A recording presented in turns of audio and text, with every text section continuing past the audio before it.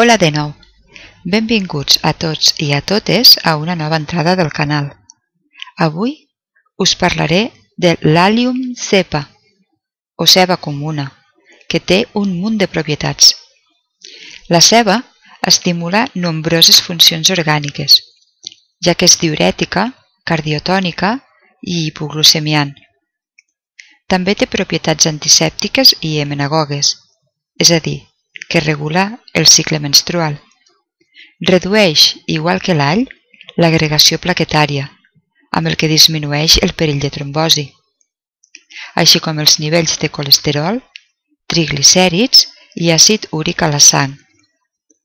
De manera general, afavoreix el creixement, retrasa l'envelliment i reforça les defenses orgàniques, sobretot al davant d'agents infecciosos.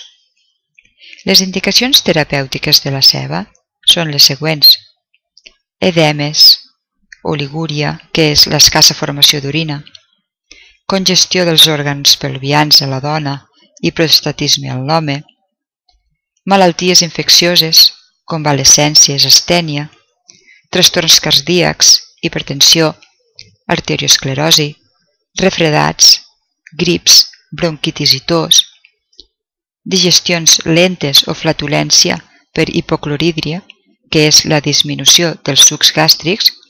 El que passa és que es desaconsella en cas que tinguem ardors d'estómac.